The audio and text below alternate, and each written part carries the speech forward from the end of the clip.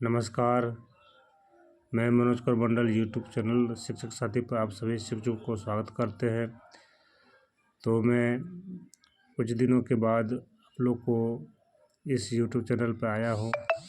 तो आप लोग को मैं बताना चाहता हूँ कि पे स्लिप यानी जितने भी शिक्षक हैं सभी को पे स्लिप की जानकारी होना चाहिए। तो पे स्लिप लेके आया हूँ।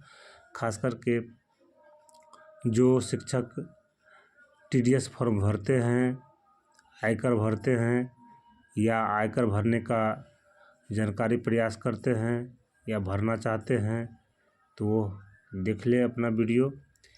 तो मैं आप लोग को ये वीडियो के माध्यम से दिखाना चाहता हूँ कि आप कैसे भरेंगे, यानी 24-25 में आपका जो है मूल वेतन से कितना क्या होता है, महंगाई भत्ता, चिकित्सा भत्ता और मकान किराया सारा चीज़ देखना पड़ता है। तो यहाँ एक नमूना या नहीं तो एक जिनका 30,420 मूल वेतन बनता है उस पर बना हुआ है, और इससे जिन शिक्षकों को इससे ज़्यादा राशि मिलता हो मूल वेतन या कम मिलता हो, इसी इंडेक्स के हिसाब से आप भी बना सकते हैं। तो देख रहे हैं कि मैं बनाया हूँ। तो आपका जो है मूल वेतन जिनका जो है 24,420 है, तो उनका जो है टोटल राशि 3,66,880 रुपया हुआ।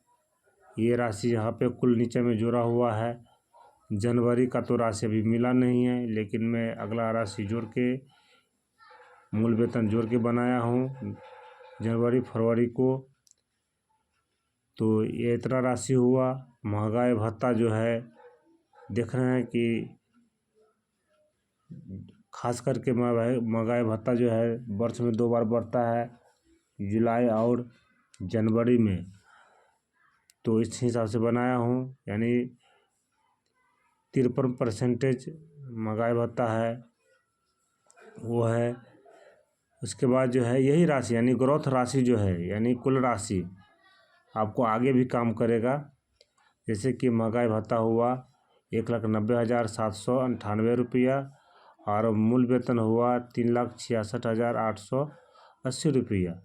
मकान किराया आपका जो है पहले 4% था, वो 5% हो गया। वो भी जहाँ से लागू हुआ, यानी जुलाई से लागू है तो उसमें भी 1% जुड़ गया, यानी 5% हो चुका है। तो ये होता है 17,128 रुपया। परिवहन भत्ता नहीं मिलता है तो वह नहीं है। चिकित्सा भत्ता 1,000 करके मिलता है तो वो ये 12,000 हो गया। और यह कुल आय जो है, यानी ये राशि चिकित्सा, मकान, महंगाई, मूल वेतन सभी को जोड़ के 5,86,806 रुपया होता है। और उसमें जो है EPF का राशि कट जाता है 1,800 रुपये के हिसाब से, तो 21,600 रुपया हुआ। ये कटने वाली है, यानी यहाँ से लेके 1 2 3 4 ये 4 कॉलम को जो कटौती वाला है यहाँ पे जो है कटौती का योग हो जाता है। तो आप देखते हैं सितंबर में 2,000 रुपया जो है कटा है। तो 2,000 कटा है तो वो भी जुड़ गया है, यानी 1,800 ये और 2,000 ये 3,800 रुपया, यानी ये कटौती कुल कटौती हो गया।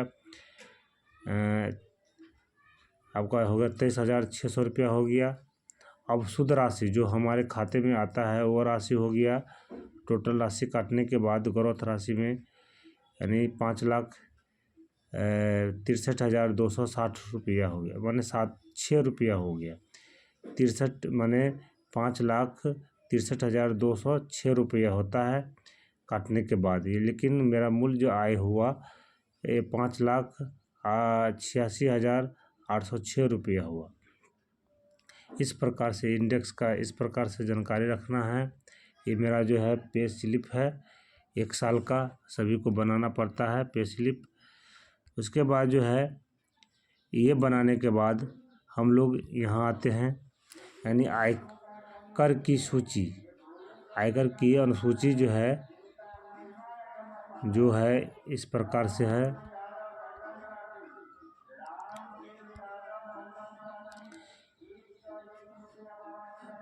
यहाँ पर जो है करदाता का नाम रहता है, पद नाम रहता है, कार्यालय रहता है। इसके बाद जो है वेतन, स्रोत से प्राप्त आय की विवरणी। ये जो है वेतन दिसंबर 1 मार्च 2024 से 28/2/25 तक का राशि मेरा मूल वेतन हुआ। कितना था इसमें बनाए हुए थे? 3,66,880 रुपया। महंगाई भत्ता था 19,798 रुपया। मकान किराया 17,128 रुपया और चिकित्सा 12,000 रुपये। यानी सभी का कैलकुलेशन हो गया। तो ये 5,86,806 रुपया था। यह सभी राशि जुड़ जाता है। जो राशि इसमें लागू है वो जुड़ जाता है, जो राशि लागू नहीं है वो नहीं जुड़ पाता है। तो मेरे पास इससे पहले भी वीडियो, इससे पहले जो पेज था उसमें जो है पेज स्लिप था उसमें जो है इतना राशि आया था, यह आ गया है। अब इसमें जो है यहाँ ख में देखते हैं आयकर की, है ना, संगणना, है ना। तो यहाँ पर उतना ही हुआ। अब उसमें जो है वेतन स्रोत से प्राप्त आय, कुल आय, ये वेतन स्रोत से कुल आय आया 5,86,806 रुपया। इसको जो है पहले मकान किराया घटता था, अब मकान किराया हटा दिया गया है। अब मकान किराया नहीं हटता है, तो अब सिर्फ 75,000 को माइनस कर देना है। यानी घटाए गए 16A में, AI में, यानी 75,000 ही घटाना है। तो 75,000 घटाने के बाद तो होता है कितना? 5,11,806 रुपया हो गया। यानी 75,000 घटा दिए। अब सब राशि को पहले अन्य प्रकार से घटाया जाता था, अब वो सब समाप्त करके अब सिर्फ 75,000 दे दिया कि आपको इतना ही घटाना है सभी शिक्षकों को। तो वही राशि घटाया गया है। घटाने के बाद सकल कुल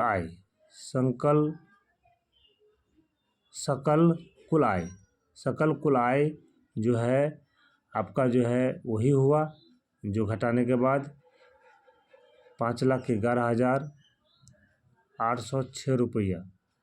उसके बाद जो है ये जितने प्लस वाले देखते हैं सब जुट जाता है। अगर आय है तो जुट जाता है, नहीं है तो कोई बात नहीं, खाली चला जाता है। तो ये पूछता है 4 में कि अन्य स्रोत से आय होता है तो उसमें लिख दीजिए, वो राशि जो है जुट जाएगा। नहीं है तो खाली छोड़ दीजिए। मकान संपत्ति से आय, वो भी अगर राशि है तो जुड़ जाता है, तो नहीं है तो कोई बात नहीं, खाली चला जाता है।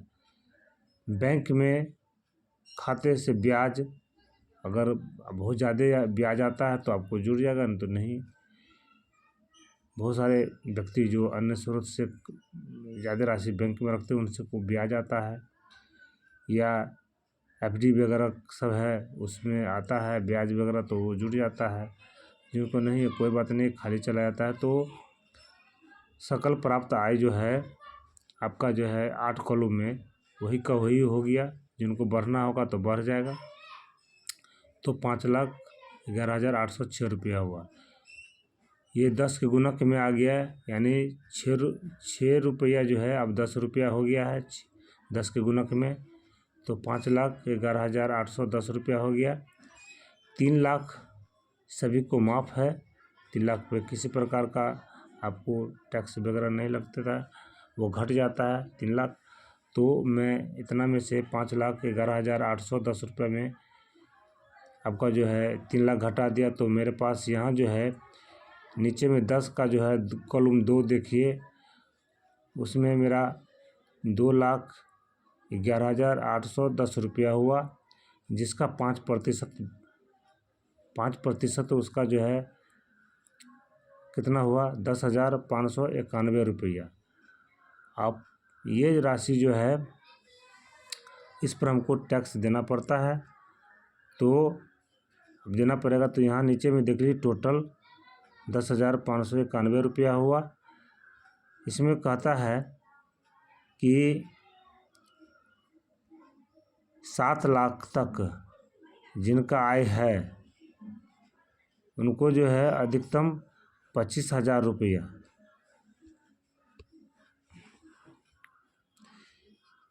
यहाँ देखिए, यहाँ है कि जिनकी कुल आय 7 लाख तक हो, आयकर की राशि अधिकतम यानी 25,000,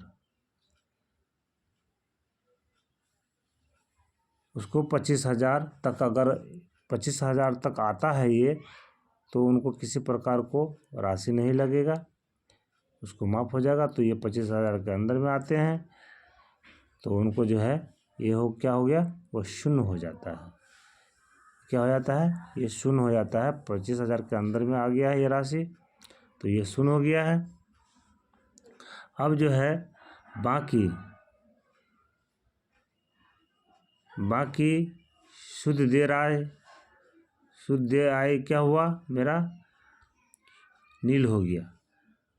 अब मेरे पास कुछ नहीं बचा। अगर बचता तो यहाँ पर 4% का और जो है हमको यहाँ पे ऐड करना पड़ता है, यानी उस राशि पर 4% हमको और राशि देना पड़ता, और उसमें कुल देय आयकर में क्रम 13 का योग, यानी 13 का जो है 4%, यानी कुल देय राशि में, यानी ये जो राशि आप देख रहे हैं, यहाँ पर जो राशि देख रहे हैं, यहाँ पर जो अगर राशि रहता तो यहाँ पर जो राशि रहता तो हमको जो है देना पड़ जाता। यानी यहाँ पर जो राशि मेरा बचता, कुछ राशि जो बचता, तो उस पर जो है 4% लगा के हमको यहाँ पर फिर जोड़ना पड़ता। नहीं है तो हट गया है, कोई बात नहीं। जिनको लगता होगा तो उनको लगता ही होगा।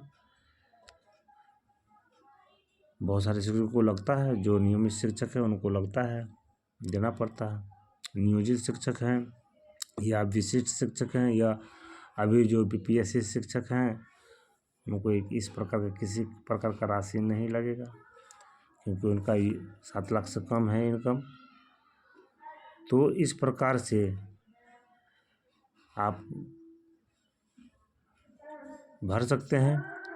उसके बाद जो है घटाए गए वेतन से आयकर का भुगतान, अग्रिम भुगतान, यानी जिनका फरवरी का राशि नहीं मिला, तो आप फरवरी का राशि नहीं मिला लेकिन भर सकते हैं, तो आपको जो है उस राशि में कितना कटाना है वो कटा सकते हैं। यानी आपका जो पैसा जो जितना जमा करना है वो अपने फरवरी के राशि में से जितना आपको कटवाना वो कटवा लीजिए। बाकी कुछ राशि आपको चेक के माध्यम से भरना पड़ता है।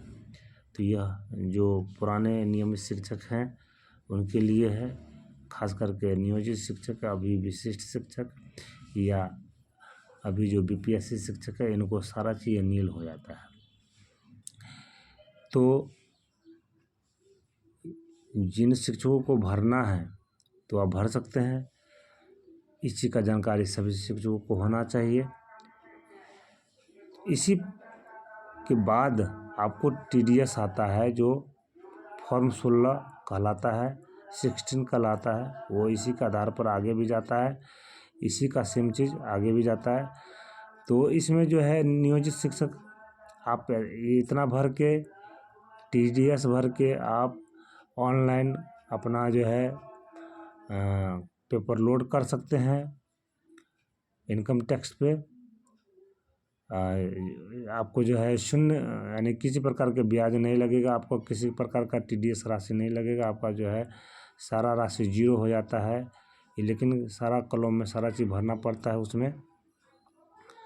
तो आप अपना सेफ्टी के लिए या भरना चाहते हैं, हम भी अभी 2-3 साल से भरते हैं, तो हम भर लेते हैं, ऑनलाइन खुद कर लेते हैं।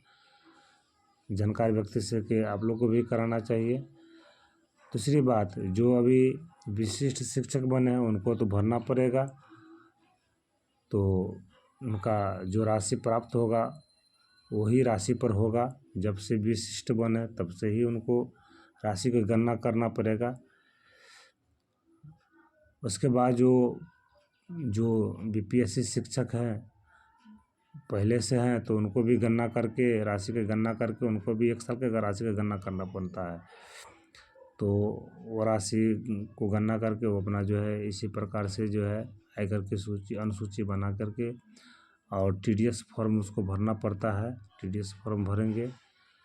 नियोजित शिक्षकों को टीडीएस फॉर्म सिर्फ ऑनलाइन करके अपने पेपर पास में रख सकते हैं, लेकिन जो विशिष्ट शिक्षक हैं, जो बीपीएससी शिक्षक हैं, जो Tier 1, 2 में हैं आए हुए हैं, उनको हार्ड पेपर आपको कार्यालय में भी जमा करना पड़ता है, बीआरसी में जमा करना पड़ता है।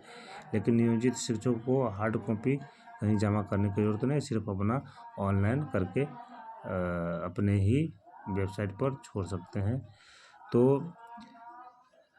मैं इस प्रकार से प्रयास किया हूँ। मैं अगला टीडीएस फॉर्म 16 भरूँगा इसी आधार से, तो मैं दूसरा वीडियो ज़रूर बनाऊँगा। तो मैं आप लोग को ये बताना चाहता हूँ कि आप लोग भी भर सकते हैं, भरने की जिनको इच्छा है वो भर सकते हैं, लेकिन खास करके विशिष्ट शिक्षक और बीपीएससी शिक्षक के लिए तो अनिवार्य है। उनके लिए किसी प्रकार की छूट नहीं है, उनको तो भरना ही पड़ेगा। बाकी नियोजित शिक्षक आज न कल भरे या ना भरे उसके लिए कोई लागू नहीं है। तो मैं इतना ही बता के आप लोग को मैं अपनी बातों को समाप्त करता हूँ। तो मुझे लगता आशा है कि मैं वीडियो बनाया हूँ वह उस वीडियो से आप लोग कुछ ना कुछ सीखे होइएगा। तो ये सबसे पहला फॉर्म है जिनको सबको भरना पड़ेगा ही, और इसी से गणना करके जितना ही दिन का राशि आपको मिला है उसी दिन का गिनती करके आगे इसका राशि का गिनती इसमें डलाता है। इसके बाद टीडीएस में चला जाता है। क्या चला जाता है? टीडीएस में। यानी आप लोग जो है हमारे पास टीडीएस फॉर्म भेजे हैं, या मेरे पास भी टीडीएस फॉर्म होगा तो मैं दिखाता हूँ। तो यहाँ मैं आप लोग को टीडीएस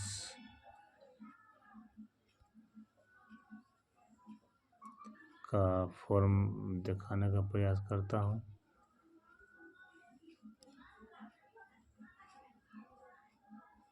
तो मैं टीडीएस का फॉर्म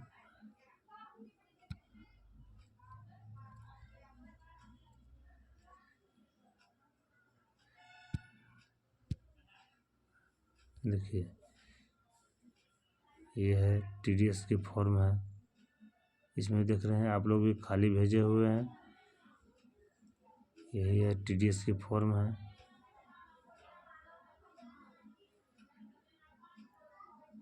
तो देखिए, यहाँ एक शिक्षक भेजे हुए हैं, बना के भेजे हुए हैं, और यही है टीडीएस फॉर्म। इसको भी भरना पड़ता है, ये सब भरना पड़ता है ना। और ये सब भर के आप कार्यालय में जमा कर सकते हैं। नियोजित शिक्षकों को कहीं जमा करने की ज़रूरत नहीं है।